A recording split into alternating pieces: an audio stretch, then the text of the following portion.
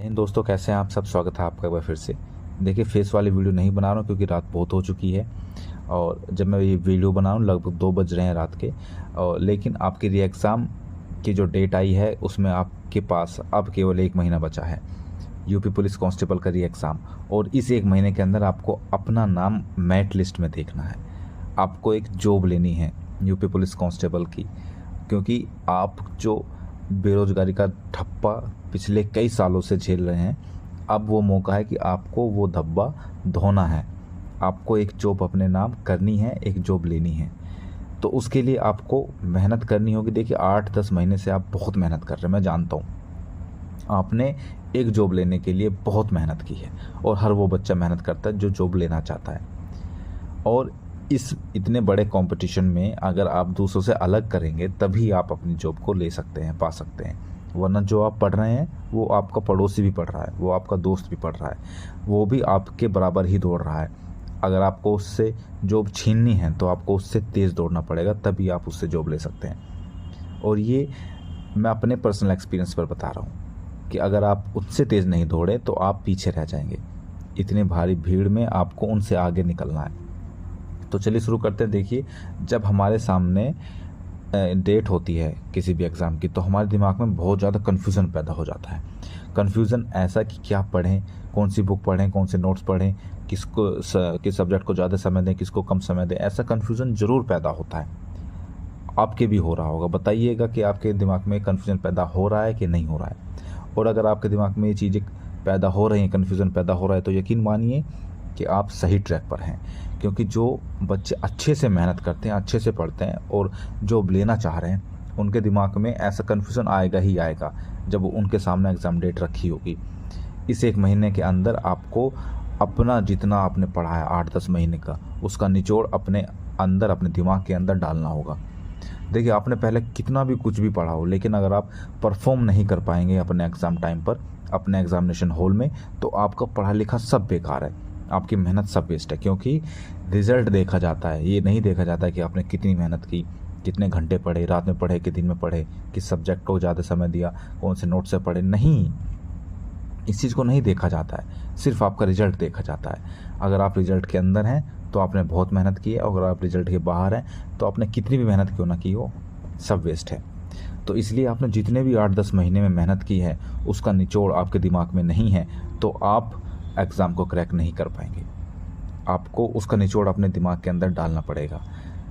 It means, मैं कहना क्या चाह रहा हूँ कि आपको बार बार रिवीजन करना पड़ेगा जब तक आपको वो चीज़ें कंठस्थ याद ना हो जाए। चाहे आप एक चीज़ पढ़िए, लेकिन उसको बार बार रिवीजन करिए। कम से कम अगर वहाँ से क्वेश्चन पूछा जाता है तो आप टिक तो कर सकते हैं। वो वाली कहावत है ना कि 10 बुक को एक बार मत पढ़ो, एक बुक को 10 बार पढ़ो, वो बिल्कुल सटीक बैठती है इस समय पर आपके लिए। ये जो 1 महीना बचा है ये इसी के लिए है। आप अब आपको क्या करना है, केवल रिवीजन करना है, केवल प्रैक्टिस करनी है, पीवाईक्यू लगाना है, टेस्ट सीरीज लगानी है, और कुछ नहीं। नया पढ़ने की बिल्कुल कोशिश मत करना। आपने नया पढ़ने के लिए बहुत समय लिया, 8-10 महीने आपने खूब नया पढ़ा, खूब चीज़ें पढ़ी, खूब बेहतरीन करी, लेकिन अब वो सब चीज़ें छोड़ दो। अगर आपको ये लगता हो कि इस बुक को तो मैंने पढ़ लिया है, अब दूसरी बुक को उठाता हूँ, हो सकता है उसमें से क्वेश्चन आ जाए, बिल्कुल मत उठाना।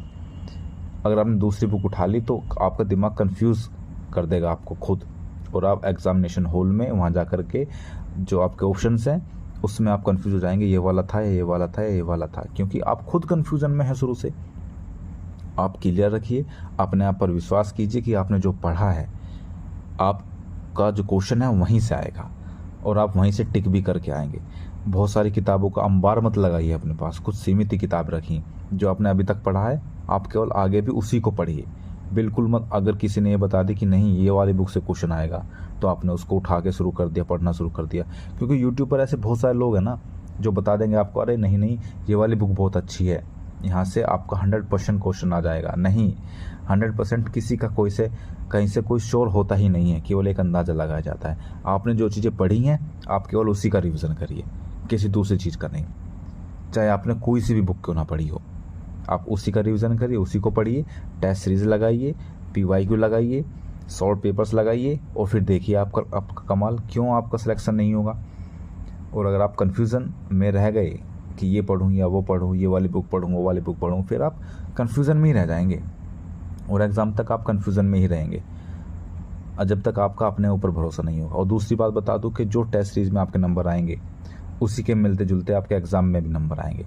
अगर आपके टेस्ट सीरीज़ में नंबर आते हैं तो आपका कॉन्फिडेंस वहीं बूस्ट अप हो जाता है और आप एग्ज़ाम में भी अच्छे नंबर लेकर के आते हैं। आपके साथ ऐसा होता है, सभी के साथ होता है। अगर टेस्ट सीरीज़ में नंबर कम आते हैं तो आपका मोरल वहीं डाउन हो जाता है और आपको लगता है कि यार मेरे तो कोई तैयारी नहीं है, और आप फिर प्रॉब्लम क्रिएट होती है आपके अंदर। और दूसरी सबसे बड़ी बात, देखिए, आपको ये नहीं सोचना है कि वो 10 घंटे पढ़ रहा है, वो 12 घंटे पढ़ रहा है, मैं तो कुछ नहीं पढ़ रहा हूँ, या मेरे अंदर तो नॉलेज की कमी है, या अब तक आपको एग्ज़ामिनेशन हॉल में घुसने से पहले तक आपको ये लगेगा कि यार मैंने तो कुछ पढ़ा ही नहीं है, मैं तो सब कुछ भूल गया हूँ, मैंने तो जितना पढ़ा था मैं तो सब कुछ गायब हो गया है, दिमाग से ख़त्म हो गया है। बिल्कुल नहीं। जब आप एग्ज़ाम देने बैठेंगे तब आप अच्छा परफॉर्म करेंगे, तब आपके दिमाग से सारी चीज़ें अपने आप निकल करके सामने आएंगी। ठीक है दोस्तों, तो अपने आप पर विश्वास रखिए, आपका एग्ज़ाम ज़रूर बढ़िया होगा और ज़रूर आपका मेरिट में नाम आ जाएगा। बस आपको जितनी मेहनत अब तक कर रहे थे उससे डबल मेहनत करनी पड़ेगी, दूसरों से तेज़ दौड़ना पड़ेगा और अपने आप को संयमित तरीके से रख कर, ठीक है, आगे बढ़ना है और अपने एग्ज़ाम को क्लियर करना है। मिलते हैं अगले वीडियो में, तब तक के लिए जय हिंद।